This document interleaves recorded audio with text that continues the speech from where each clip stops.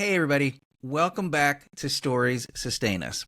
I'm your host, Stephen Schauer, and today we continue our inspiring conversation with Chris Williams, President and CEO of the Anacostia Watershed Society.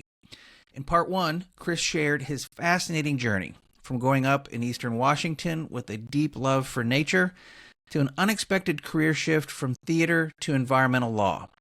We explored his work on landmark conservation policies, his time at organizations like the World Wildlife Fund and American Rivers, and the pivotal moments that shaped his commitment to freshwater conservation. Today, in part two, we dive into his current work leading the Anacostia Watershed Society, where he and his team are restoring one of the most historically polluted rivers in the U.S. But their mission goes beyond just clean water. It's about environmental justice, community engagement, and ensuring that conservation efforts benefit everyone, not just a select few.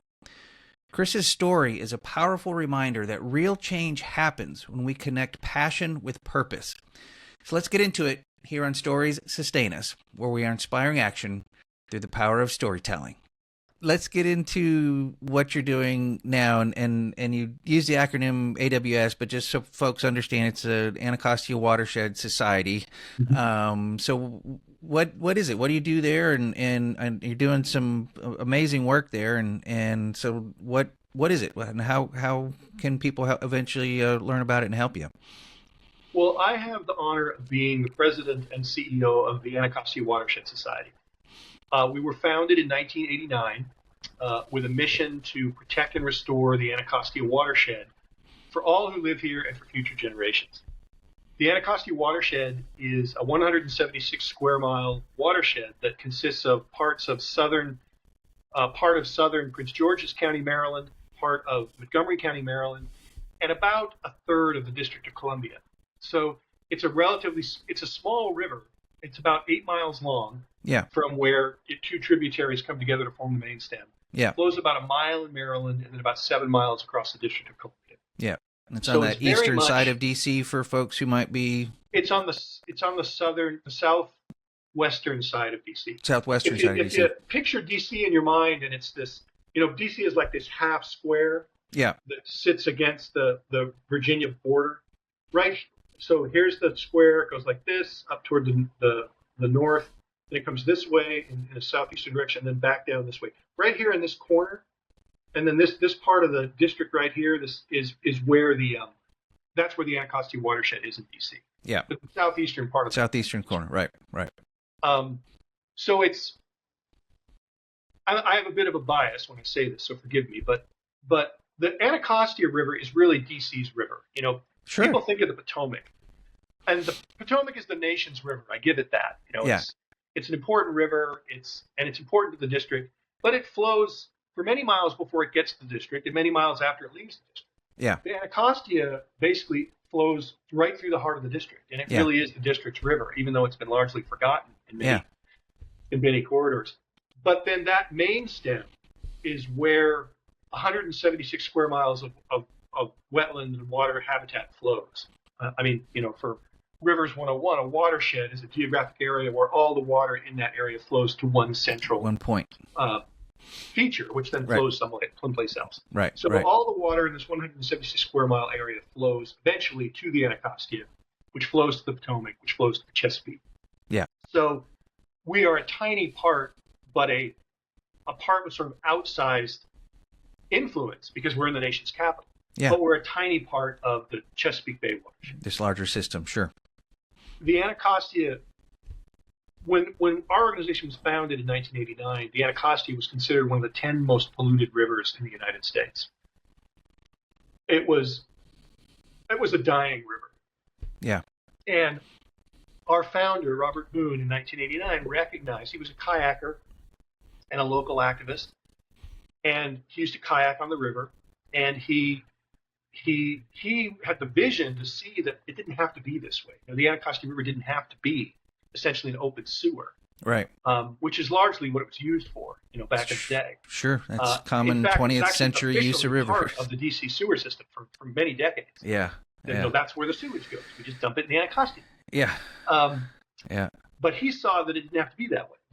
That through everything from local action to action by local government, the Anacostia River could be protected and ultimately could be restored. So we founded the Anacostia Watershed Society with that mission. So just to sort of parse out our mission statement a little bit, we're working in the Anacostia Watershed. So it's the whole watershed, not just the river. Great. We work to protect and restore. So our goal is not only to stop the degradation of the Anacostia River, but to restore it to some semblance of health. We recognize that it's never going to go back to what it was like in 1612 when Captain John Smith first sailed up it. But what we do believe we can do is we can bring it back to a place where it's a healthy, thriving river ecosystem within this urban context. Yeah. So we're always going to be in the middle of a city. So there's always going to be a lot of issues involving recreation, involving economics, involving social justice, racial justice. Yeah. Poverty alleviation, job creation, all of that comes into play. All of that's intertwined and connected. When we're thinking about how to restore this river so it is again a sort of crown jewel resource for the District of Columbia and this part of Maryland. Yeah. So we're protecting and restoring. We're doing it for all who live here. And when we say that, we mean, we're conservationists and tree huggers, of course. So we're very concerned with the wildlife and the habitats and all that sort of stuff. But we're also very concerned about the people. Sure. And this is where my career took a turn back toward environmental and racial justice that I talked about at the beginning of our conversation. Yep. Was the story of the Anacostia River is largely a story of environmental injustice inflicted on the people who live along the river, who are largely African American. Yeah. So there has been a history of policies and practices that have inflicted, either by design or by happenstance, environmental injustice on these people who live along the river. Yeah. So as we restore the river, we want to do two things. We want to make sure that those environmental injustices are stopped and reversed. And just as importantly, we want to make sure the very people on whom this environmental injustice was inflicted won't be pushed out once the river comes back. Like gentrification, once you get it all nice again, that the folks who were living there for decades when it was open sewer now can't afford to stay there because taxes got too high or whatever. Yeah, absolutely. That's exactly right. And we've already started to see that a little bit. Sure. That's a very common problem. Right. We are a smallish but very determined conservation group. Yeah. So, we are certainly not a lead player in that effort, but we need to do what we need to do to make sure we have a role to play. Second wave of injustice doesn't happen to these folks as they live along the river. And then the last part of our mission statement is for future generations. So we're concerned with the now, but we're also concerned with the stewardship of the river in the long term and preparing the community through policy work, through education programs, through outreach to act as stewards for the resource going into the future, long after you and I are gone. Yeah. So, so that's what we're about. And we do that in four basic ways. We do a lot of different stuff, but it can be basically put into four categories. One is conservation field work. We're very active actually on the ground doing projects to restore wetlands habitat, restore wildlife habitat, clear invasive species. Yeah. Do what we can to make the natural systems of the river as healthy as possible through on-the-ground field work. Yeah. We have a very active policy program working at all levels of government. And because Anacostia River is in the district, even though it's a tiny little river, there's a lot of federal level work, there's district level work, there's state level work in Maryland, there's county level work in Prince George's and Montgomery. So we work at all levels of government to advocate for policies that promote water quality, improve water quality, and promote investment in restoration projects. Yeah. The third leg of that stool is education. We have a really active education program, something we're very proud of. We are in Prince George's County, Montgomery County, and district schools, working with school kids. We actually have a program that's actually been, and this is sort of techno-nerdly unless you're in the education world, but we actually have one of our education programs that has been adopted into the curriculum, the biogeoscience curriculum of Prince George's County, so it's taught That's in a every big high deal. school classroom in the county, Yeah, that's a which is big deal. pretty remarkable. Yeah, yeah, We just achieved that milestone about 2 years ago, and we were still really excited about it. yeah, But then, in addition to our work in schools, we also have work with youth outside of schools. Things like our Saturday Environmental Academy that brings together middle schoolers who have an interest in the environment for eight weekly sessions on Saturday afternoons. And we're starting a summer environmental academy now for someplace that that parents can send their kids in the summer to learn about the river and the environment. And we have a set of adult education programs that all important. Yeah, educate adults about the ecology of the river system and its conservation. And also, one of those programs is directed at community leaders. So you can arm community leaders who have a passion. Get them the education that they need to get the job done. Yeah. And then the fourth set of programs are volunteer and recreation. Yeah. Which sort of goes back to our original, to our founder and his original vision. Because the first thing Robert Boone realized was, if people don't know about it, they won't care about it. If they care about it, they won't do anything. Exactly. So he started trash cleanups and kayak trips and boat tours and volunteer opportunities of all kinds to bring folks down to the river to not only experience the resource, what it is now, what it could be again, but also to become active in its conservation. Yeah. And that spirit, that sort of DNA, still runs through our very extensive volunteer programs. We bring people out to, do basically all the conservation work I just described. There's a role for volunteers and all of that. Absolutely. And then we do boat tours, we do canoe and kayak adventures, we do bird walks, we do wildlife, we do like this nighttime wildlife walk that's really awesome, just to get folks to interact with the resource and understand how important it is and what an important thing it is to the community. Yeah.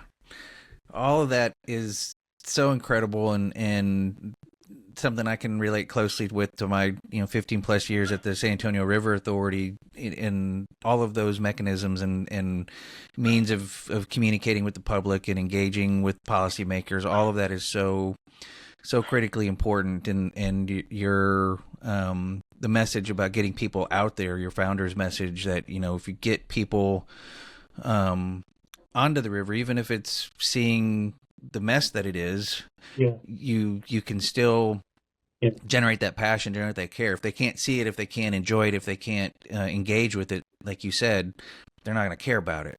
So it's all of that's so important. That I learned very early in my career, and that lesson keeps being reinforced through my entire career, is if you get people out on the water or get people down to the river, it changes the whole nature of the It changes You can them. have a conversation about river conservation in a conference room in the Capitol building somewhere. That's going to be very different if you have that same group of people out in kayaks or out on doing a float down the Grand Canyon. Yeah. One of the highlights of my career back in the day was I did a float down the Grand Canyon with a bunch of there was like a U.S. senator on the trip. There were a couple folks from Interior. There were a couple leaders of the local Indian tribes. And it was just a remarkable experience. Yeah. Because the conversation that we had in those rafts at the campsites along the Colorado, along the Colorado River, you just couldn't have had those conversations in the conference room or over a Zoom call. Right. Right. And I always remember that when I'm talking to local leaders now or city officials or whatever, and saying, "Hey, come on down to a boat tour. Let's have this conversation on the boat." Yeah. And I'm thinking, you're going to have fun because you're out on a boat, but I'm also going to be thinking, you'll be much more receptive to my message if you're out there on the river with me than if we're on a Zoom call. 100%. That's such a great strategy. That's why getting people outside in general, just getting people out in nature, it changes their perspective, and that's that's wonderful. I want to ask you. You have on your website a very ambitious, what I think is an ambitious goal, knowing what I know about urban rivers around the world and the challenges that they face with stormwater pollution and bacteria levels and other challenges. You have a making the river swimmable and fishable by 2025 on kind of plastered on your homepage. Yeah. Love that ambition, how close to that is a reality for all the hard work that you're doing? Because I know that that's a giant Mount Everest style hill to climb for urban Yeah, rivers, yeah, particularly the swimmable part. The fishing part is more easier to attain often, but hmm the because of stormwater pollution and the ease of yeah, bacteria to shoot up and making it a little unsafe for human contact. yeah. Are you guys getting there? Are you close to it? Are you going to get it? We're making good progress, and I'll That's give you the wonderful. details. Yeah, yeah, But first, I just want to say that when I was talking about the four areas that we work on, and I was talking about restoration, I didn't talk much about water quality, which yeah, was sort of an important omission on my part, because the first mission of this organization, which we realized from the start, was to clean up the water quality, was to improve the water quality of the river. sure. Because nothing else I talked about is possible unless we can handle on water quality. So we've been working for many, many years, again, at the sort of big picture policy level down to local cleanups to improve the water quality of the river, to reduce the levels of fecal matter, to reduce industrial pollutants, to get rid Right. of trash and garbage. The Anacostia River was and is still one of only three bodies of water in the country that is regulated by the federal government for trash. That's how bad the trash problem Wow. was and Yeah. is here Yeah. on the Anacostia. So water quality is a huge part of what we do. Yeah. And that was embodied in that battle cry that we started using about 10 to 15 years ago, which was fishable, swimmable by 2025. Yeah. The underlying rationale behind that is there's a set of pollutants that keep the river from being swimmable. And there's a different set of pollutants that keep the river from being fishable. Yeah. So if you get the river to fishable, swimmable, you have achieved tremendous progress Amazing progress. Yeah. in cleaning up the river. You're not at the goal line yet, Right. because there's a lot of water quality issues that still exist even if the river's fishable, swimmable. But you've made tremendous progress. Yeah. So important announcement: we are not going to make it by 2025. Yeah. Though your listeners may know that it's already 2025 now, Yeah. and we are not ready to declare the river fishable or swimmable. But we have made tremendous progress toward that goal, and actually we have hit a milestone in 2025 in that as of this year, according to EPA water quality standards, the river most days of the year in most places is swimmable. Yeah. Yeah. Again, if you're going by that technical definition. Yeah. Now, does that mean that people can run and jump in the water right now anytime they want? No, because there's a lot of other issues that go into swimming, including making sure that there is a system in place so that people know if there's a day or a time or a place when it's not safe to swim. Right. We don't have such infrastructure in place. I mean, it exists, but it's not readily accessible. There's no physical infrastructure for swimming right now. There's no docks or swimming holes or places where lifeguards are on duty or places that are roped off for swimming. Right. We also have a community along the river that hasn't been allowed to swim in it for 50 years. That prohibition has been in place for over 50 years. Yeah. So a lot of the local communities, when we and some of our partners started talking about a fishable Anacostia, they said, well, even if that resource exists, we can't access it because we don't have a culture of swimming. Many of our kids don't know how to swim. Yeah. So there's all sorts of issues that go into writ large making the river swimmable. Yep.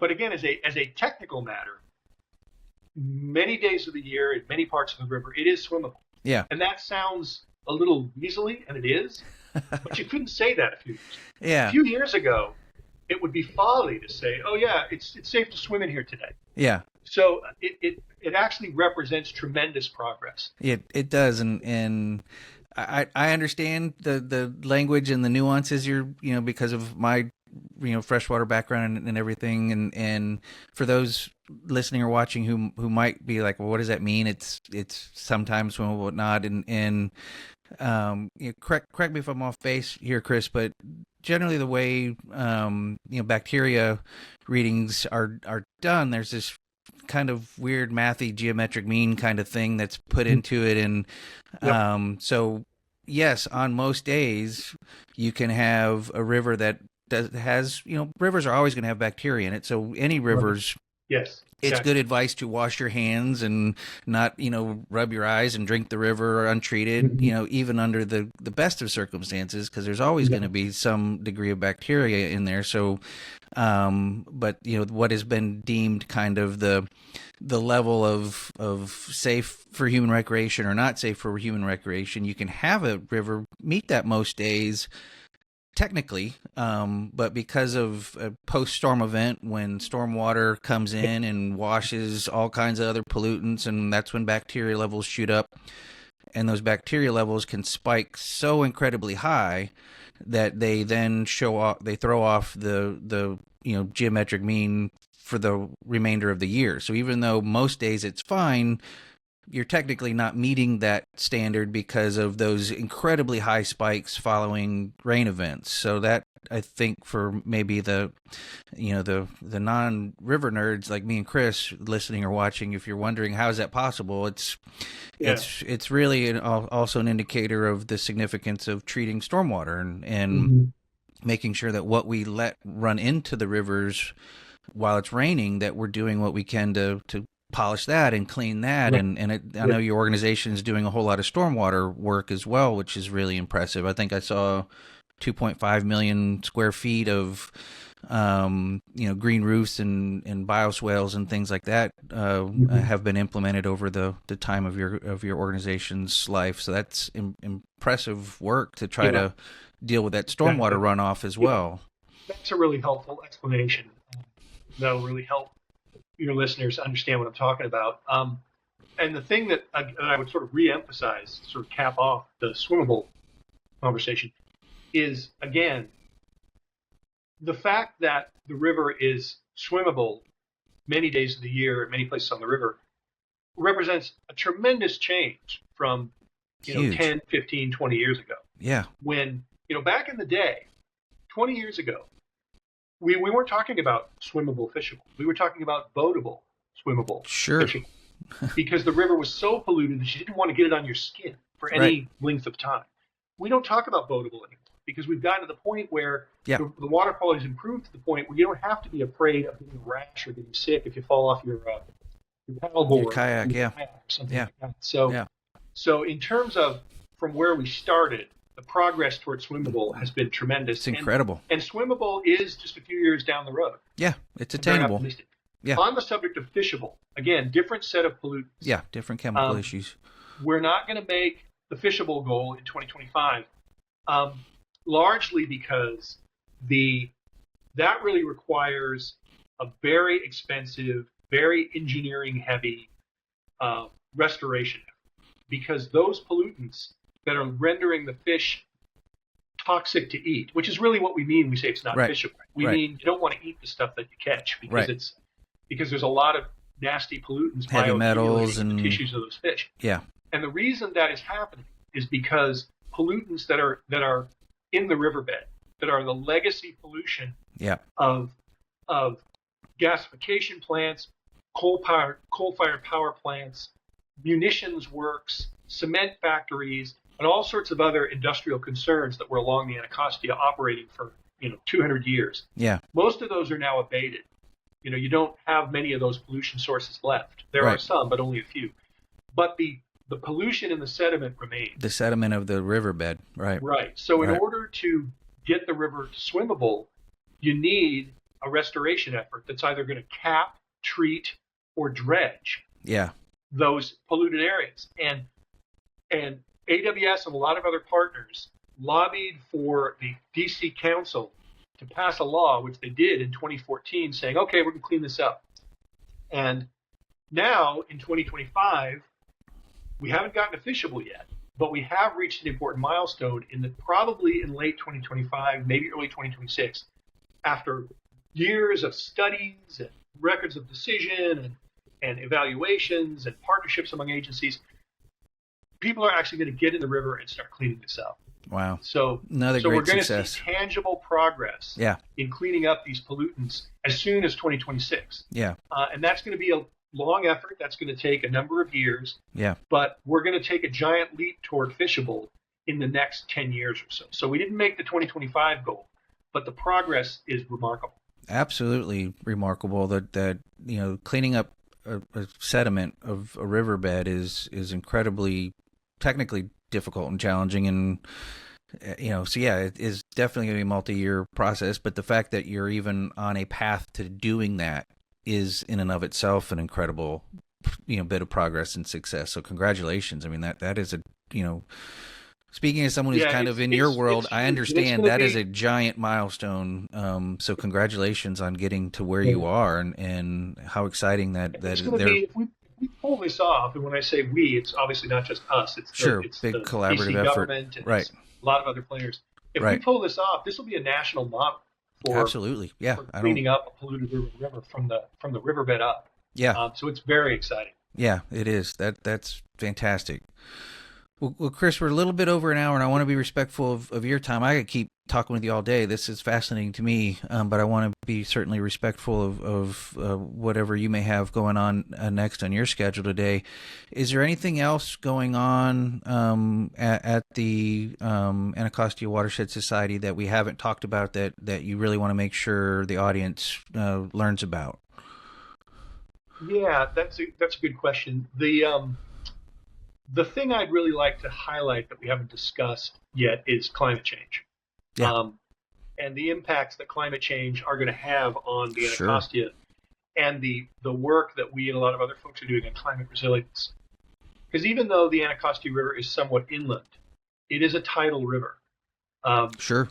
So at high tide, it's not a brackish river. No salt water gets into the Anacostia, but it is affected by the tide. So at high tide, sure. Generally the water level in the Anacostia is about 3 feet higher than it is at low tide. Sure, that makes sense. And one of the impacts of climate change is that because of the melting of the ice caps, you're going to get sea level rise, and those high tides are going to get higher. Yeah. And there's a whole set of scenarios that have been done by outfits like the Climate Center in New York and the International Climate Change Panel that's looking at various scenarios of sea level rise across the world under different scenarios for temperatures rising. There's a 1 degree centigrade scenario, there's a 2.1, there's a 2.5, there's a 3.5, all of which get progressively scarier and worse as you go along. Yeah. But no matter what happens, even if all greenhouse gases stopped being belched into the environment today, we're still going to deal with the temperature changes that have been wrought already. Correct. So, and of course, we're not going to stop burning fossil fuels today. In fact, globally speaking, this is a subject for another podcast, but globally speaking, the progress we're making on keeping the temperature down is flailing. It's not. Yeah, we're not hitting the targets we want to hit. On the Anacostia, we're dealing with the very real scenario that our river levels are going to get higher. And what impact is that going to have on our past conservation work, on our future conservation work, Sure. on the flood security and water security of local communities? This is a big issue for the Anacostia. So integrated with and layered on top of everything I just described in terms of the work that we do is an eye toward climate resilience. And it became, we've been thinking about climate for a long time, obviously, as everybody else. But in this current strategic plan that we're operating under now, a big focus is to secure our conservation gains and secure our local communities from the impacts of a changing climate, which largely means sea level rise. That's obviously not the only impact. There's going to be impacts in terms of heat, and how local communities are going to deal with excessive heat events. How are they going to deal with the aggravated air pollution that happens when you have these heat events? There's all sorts of climate change. Rainfall issues. patterns are changing. Everything. Rainfall patterns, exactly. More frequent and intense rain events.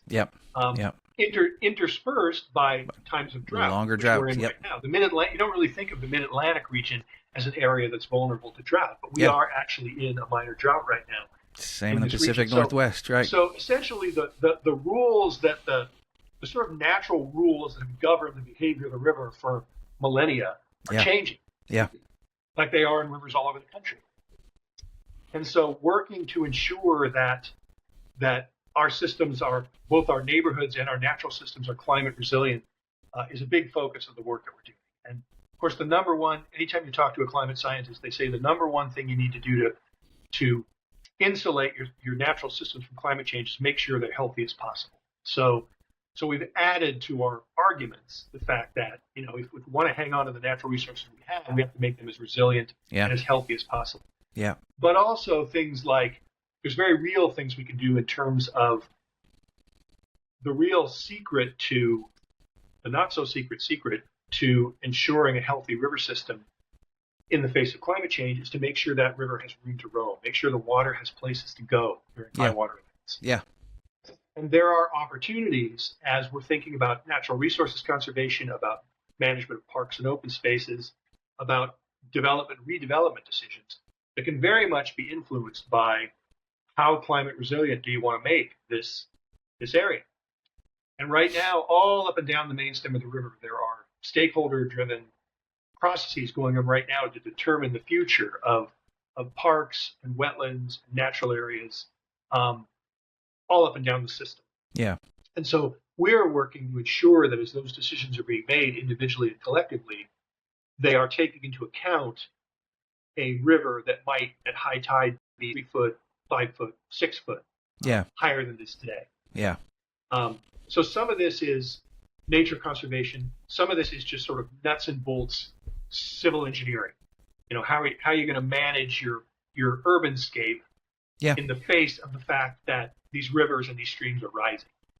And there's all sorts of strategies, which we don't have time to get into today, about how you do that.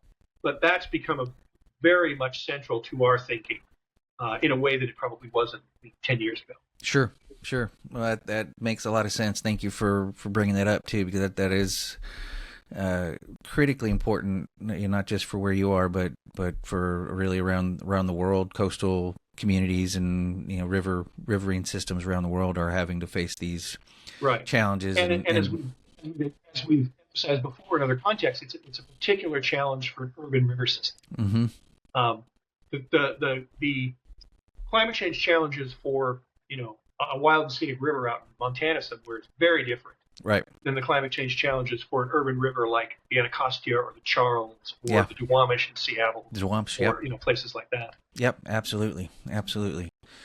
Well, all fascinating and important and critical work. So kudos to you and your team for everything that you're doing there. And what? Yeah, a quick shout out to the team. This podcast. You've been talking to me, and I've been talking about all the great stuff I do. But we have a small but mighty staff of 18, and they're all incredibly committed and dedicated to what they're doing. And it's this multidisciplinary team of scientists and activists and educators, and communicators, fundraisers, and they all just do remarkable work under tremendous odds to accomplish these sorts of things that I've been talking about. So a big tip of the hat to the crew here at AWS. Yeah, and specifically want to thank Keisha as well for her coordination, working with her to make this happen. So when she listens or watches this, I want to make sure she gets a call out and a specific bit of gratitude for me for her help for making this happen, because this has been a great conversation, and I'm really grateful for your time and for all that you and your team are doing there in the DC area to make your watershed a better place, but demonstrating how people around the world can make their watershed a better place as well by following your example. So well, thank you, Stephen. This has been a real pleasure. And if you do ever want to circle back to me and talk Grand Canyon or Rio Grande, I will. Water issues writ large, there could be a part 2 with you coming up. Well, before I let you get on with the rest of your day, Chris, what's a call to action? What do you want people to do now that they've heard your story and heard all the great things that you're doing there? How do you want people to take this information and be inspired by it and go do something now? Because we want people to get involved and get active after they hear these stories. So what's your call to action for folks? I am so glad you asked. There's a sort of common refrain amongst folks who are working in the water space when asked, what can you do? You can not dump chemicals on your lawn. Just be mindful of the things you're dumping into your storm drain. You can support your local conservation group. Hint, hint. You can stop using single-use plastic bottles and switch over to reusable containers. And all of those things. And when I was working globally, I was thinking, yeah, that's all good conventional wisdom, but when I'm working at this global level, it doesn't seem really resonant. And the same was true when I worked at the national level. But now I'm working at the local level, Yeah.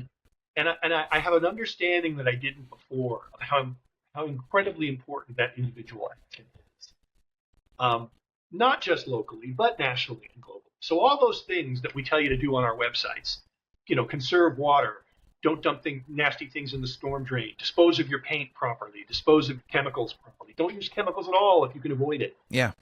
Use reusable beverage containers. Don't use, single-use plastic bottles because those end up in the river. Yeah. That stuff's really important. It matters. Yeah. To stick with the plastic bottle example for a minute, right now, one of the things that we're working on at the policy level is a bottle bill in Maryland and in DC that will set up a incentive system. You give your bottle back, you pay a 10-cent deposit, you buy a bottle of beverage, you get your 10 cents back when you turn it in for recycling. And if that's put in place, it could be a game changer for trash pollution in the Anacostia River. Yeah. But it all comes from the same place, which is we use millions and millions of plastic bottles every day that we just don't have to use. Yeah. If you use something like this, if everybody in the watershed used something like this instead of grabbing a bottle of water off the shelf, thank you very much, it would be a absolute game changer for trash pollution in the Anacostia River. Absolutely. So yep. The individual things that people can do are actually many, and the collective impact of doing those things is tremendous. Yeah. Love that. And to give your organization a plug on top of that, I know there's a donation button on your website. So what is your website if folks want to go support your organization directly? It's Anacostia WS, stands for watershed, AnacostiaWS.org. And there is a donation button, and I encourage you to smash that button. But there's also pages you can go to for volunteer opportunities, for educational opportunities, for boat tours. So it ain't all about asking for your money. There's also a lot of opportunities provided by the website for you to get involved personally, get engaged in the conservation of the Anacostia watershed. And we absolutely depend on that. We're a small, dedicated staff, and the boots on the ground that actually are helping us pick up trash, helping us clear invasive species, helping us plant trees are volunteers. Yeah. So, yeah. And there's opportunities for doing something really active and physical, like, clearing invasive species. Or if you just want to go out on a beautiful boat ride and learn about the Anacostia River and its importance, you can do that too. So come to our website for all of those opportunities. Perfect. Well, I will put that on the show notes page as well, so people can have access and link right to you and get engaged in whatever way they can, whether it's financial support or physical labor to help you out, or taking you up on one of those recreational tours to find the beauty and the miracle of the watersheds that we live in. So. Well, the last little bit before I let you go, Chris, we end every episode talking about hope. We've talked about some challenges that humanity's facing, rising sea levels, and the pollution challenges and issues that you're currently dealing with that are remnants of the 19th and 20th century way that we treated our rivers. So we want to end every episode kind of looking towards the future and having some hope in it. And hope isn't this, pink cloud emotion. It's really not defined even as an emotion by those who study these kind of things. It's actually kind of a mindset. It's a ability to envision a better future, have a plan of action to work towards that better future, and have a sense of agency, that there's something you can do to make that better future come to be. It doesn't mean it's going to happen. It doesn't mean it won't be without challenges and hardships. And certainly in my mind, doesn't mean you can do it by yourself. We need community. We need collaboration. But it's this idea of a vision, plan of action, and sense of agency that you can get there is what is defined as hope. So I want to ask you 3 quick questions about your hope, and would ask you not to think too much about it. Just kind of whatever your first answer is, go with that. So Chris, what is your vision for a better future? It can be for you personally or professionally or for the world. What do you envision as a better future?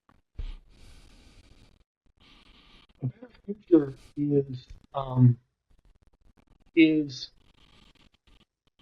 folks working together to be stewards, and you can sort of fill in the blank. To be stewards of what? To be stewards of, in my case, stewards of the river, stewards of this very special place where I live, and I have the opportunity to be a steward of because of my job. But everybody can be a steward in their ways, in the ways we talked about before. Be a steward of these resources that we want to pass on to our children. Be a steward of our democracy. Be a steward of this country and this society that we've created together over 250 years. Yeah. Be a steward of your family. Be a steward of your community. Because ideally you don't want to be a person who just, it's all about intake. You want to figure out how you're stewarding whatever resource you're talking about, whether it's a social one, an environmental one, an economic one, so that it's secure for you and for people in the future who will be here long after you've moved on to whatever the next phase is. Perfect. Second question, why is that important that we are being a steward of fill in the blank? Why do you want people to do that? I want people to do it because you'll be creating a better world for yourself and for those who come after. And I'm sort of pickled in the conservation world. That's where I've spent my entire career. And conservation isn't about the now. It's about the future. It's about what things are going to look like when you're gone. And do you want your children and your children's children and so on to enjoy the same, I'm thinking back to the beginning of this conversation. Do I want future generations to be able to run around Washington State and experience all these wonderful things in the mountains, on the seashore, and in the forest? Absolutely, I do. And that's why I do what I do, and that's why we need to have this stewardship ethic. And the other thing I would add, just a little bit of departure from the question, is that it's worth it. It works. You can achieve success. And the place that I work is living proof. We're not done with the Anacostia Watershed. There's a lot of work yet to be done. Yeah. But the advances that have been made to clean up this river, that you can see in the statistics, you can see in the data of water quality, but you can also see it in the fact that beavers and otters are back and they had disappeared. Yeah. Bird populations are increasing. Fish populations are increasing. It's having an effect. It's working. It's working. And people need to remember that even even on their darkest days, that hope and stewardship can work and indeed do work. And I think the Anacostia River, again, while we've still got a lot of work to do, is living proof. It's a great example. Yeah, love that. So last question, Chris. Now imagine for a moment we're in that future that you just described, where people are actively being good stewards of their natural resources and their watersheds and democracy. I love that you brought that up. Actively being stewards of their community so that they're making it a better place for themselves and for future generations. That's happening now, widespread. It's working. How do you feel that that's happening now? How do I feel? I mean, how would I feel if I was living in that future? Imagine you're in that future, and how does that make you feel? Well, it makes me feel tremendously happy and satisfied and proud because, in my small way, that's what I've been striving for my entire career. I didn't go off and pursue a career manufacturing widgets. My career and the careers of all the people around me here at this organization are dedicated to realizing that future that you're describing in some way. So if I actually found myself living in that future, I think I'd be tremendously proud, but I'd also be looking for the next challenge. Because in fact, we'll get to that future and there'll be a whole other set of issues. There'll be a whole other set of mountains to climb and hurdles to overcome. That's just sort of the nature. Not to Yeah. get too highfalutin, but that's just sort of the nature of humanity. That's there's life. always Yeah. there's always a new set of challenges, Yeah. and I'd like to think that if I was, if I wasn't 110 years old, if I was in that future, but somehow in the same condition I'm in now, that I would turn to face the next challenge, because Yeah. that's, what I've done my whole life. And that's what I think I'll do going forward. Perfect. Well, Chris, thank you so much for your time today. Thank you for sharing your story, your personal story, and your professional journey. I've gained a can lot I from. add one thing? Absolutely. I'm please. sorry. I No. an editing problem, but I wanted to add Not one a thing. problem at all. Please. And that is that the other thing that I would want to do if I was in that future, Yeah. is I'd want to look around and make sure that everybody came with me. Ah, love it. Love it. Thanks for adding and that. that's because that's so important. Yeah. Generally, but it's really important to the work that we do in the Anacostia Watershed. Yeah. Is, in any sort of advance, whether it's environmental or social or whatever, you always have to look around and make sure that everybody's with you. Yeah. And so that's one of the things that I would do, is I would look to my right and to my left, I'd look behind me, and make sure. And I would only sort of get that feeling of total satisfaction if I was confident that everybody else had come along with me as I moved into that future. Wow. I think that's vitally important. I think that's something people forget when they're thinking about, what the future is going to look like. Yeah, it's not just about how you are benefiting, and that speaks, I think, volumes to your heart of social justice and environmental justice, and thank you for sharing that, because that is incredibly important. That it's if life's going great for me, but all my neighbors around me are not doing so well, then that's yeah. not. I'll never forget when I was very young. I was probably just out of high school at that point. I was talking with a friend of mine. This was well, I won't say what political era it was, but this was at a time of sort of political change. And I was saying to this friend of mine who had different political views than mine.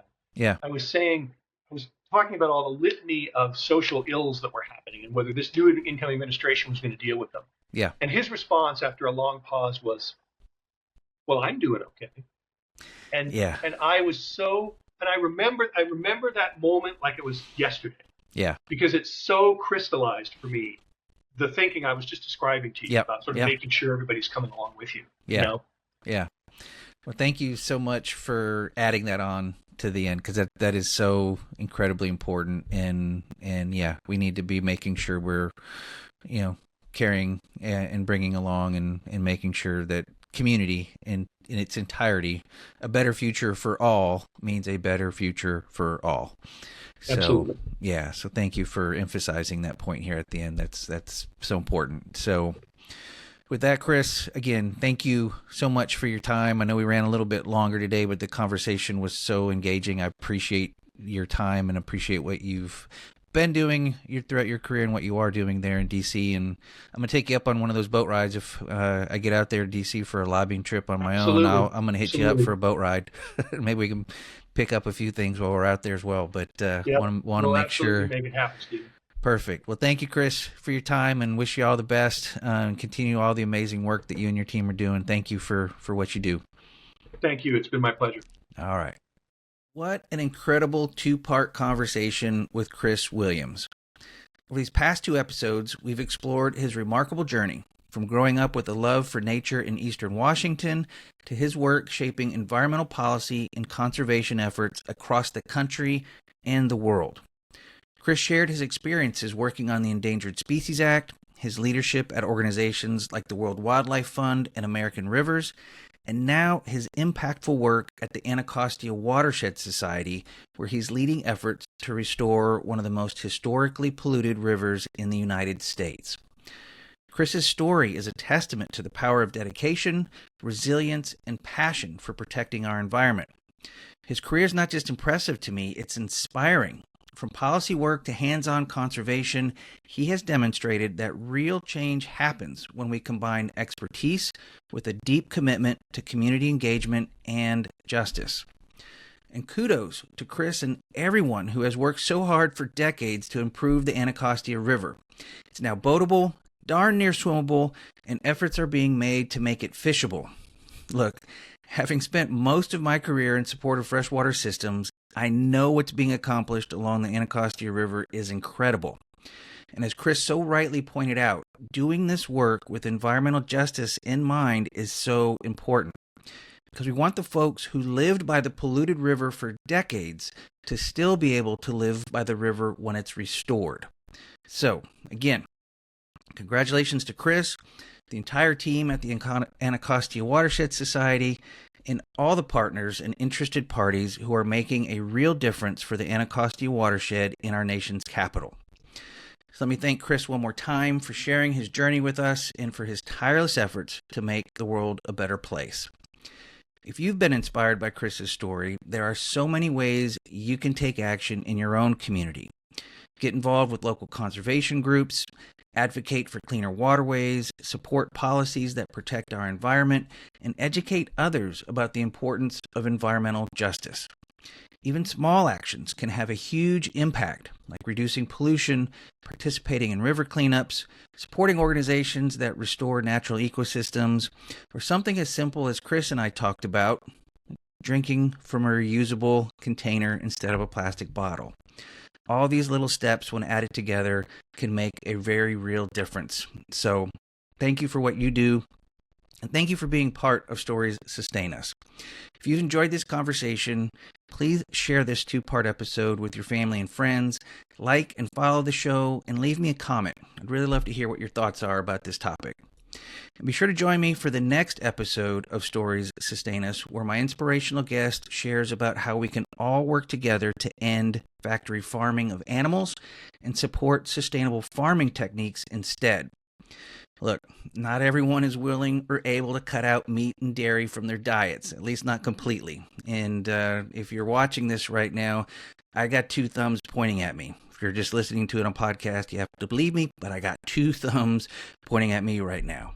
However, there are organizations who are securing corporate commitments to phase out cruel practices and persuading governments to change to a fairer, kinder, and more sustainable food system. By checking out next week's show, you can learn how to support these organizations who are helping companies to produce food without factory farming, making cruelty-free options better and more available. So, be here on April 15th for the next episode of Stories Sustain Us, available at storiessustainus.com, on YouTube, or wherever you get your podcasts. It's another fascinating and inspiring conversation, and you won't want to miss it. So, let me wrap it up here and say, as always, thank you for being here today. Keep taking action, keep sharing stories, and keep working toward a better world. Until next time, I'm Stephen Shower. Please take care of yourself and each other. Take care.